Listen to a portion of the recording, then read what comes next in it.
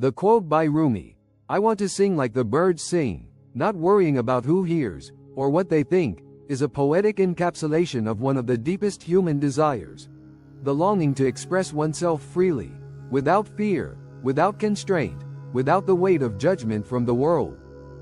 It is a call to authenticity, a reminder that true joy comes not from external validation but from the pure, unfiltered act of being.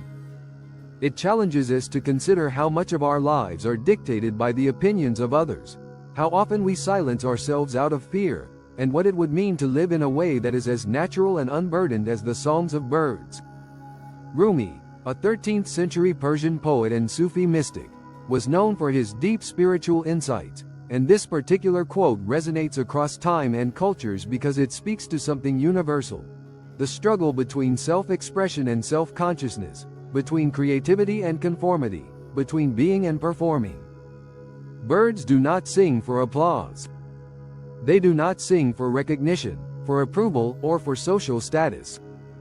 They sing because it is in their nature to do so. Their song is an act of instinct, an unfiltered outpouring of existence.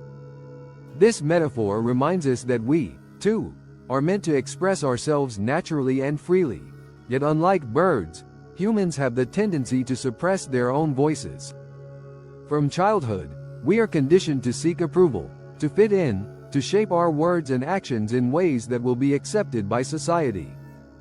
This conditioning creates layers of self-consciousness that can prevent us from embracing our own truth. We hesitate before we speak, before we act, before we create, constantly measuring our worth against the imagined opinions of others.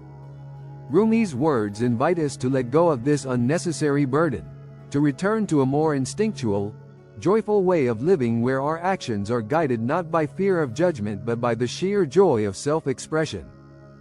The fear of being judged is deeply ingrained in human psychology. As social beings, we rely on acceptance within our communities for survival, and historically, being ostracized meant isolation, which could be life-threatening.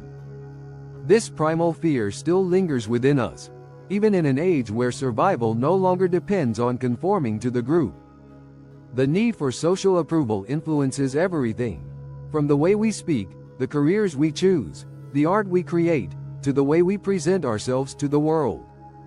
Many people live their entire lives under the shadow of this fear, making choices based on what they believe will earn them approval rather than what aligns with their deepest truths.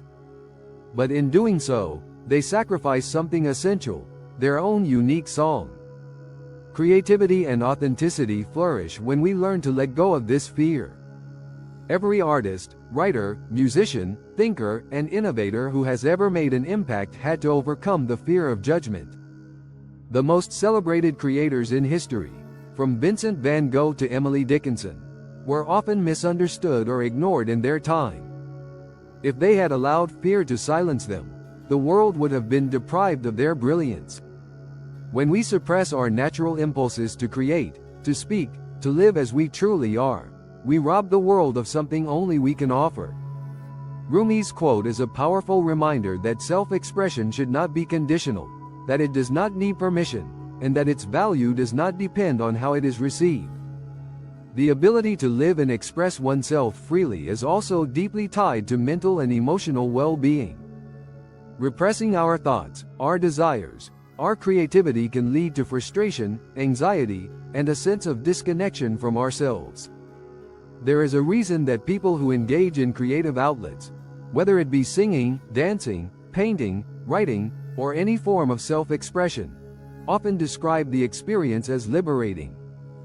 The act itself is an affirmation of existence, a way of saying, "I am here, and this is how I see the world." Yet so many people hold back, afraid of not being good enough, of failing, of looking foolish. Rumi's wisdom teaches us that the act of expression is valuable in itself, regardless of how it is received. Birds do not worry about whether their song is the most beautiful, whether another bird is singing better, whether they are being critiqued. They simply sing. This idea also ties into the concept of mindfulness and living in the present moment. So much of our anxiety stems from concern over the past or the future. What others have thought of us, what they will think, how we will be perceived in the long run. But when we shift our focus to simply being in the moment, we free ourselves from these anxieties. Singing like the birds sing means embracing life as it unfolds, without pretense or self-doubt. It means acting from a place of joy rather than from a place of fear. It means recognizing that our worth is not contingent on external validation but is inherent in our very being. This philosophy extends beyond personal expression and into the way we interact with the world. When we let go of the fear of judgment, we become more open, more compassionate, more willing to connect with others in genuine ways. We stop measuring our worth against artificial standards and instead embrace the beauty of our own unique existence. We recognize that every voice, every perspective, every song adds something to the greater symphony of life. There is a ripple effect to this kind of freedom. When one person lives authentically, they inspire others to do the same. Just as one bird's song encourages others to sing, one person's courage to be themselves can awaken that same courage in those around them. In the end, Rumi's words serve as both an invitation and a challenge.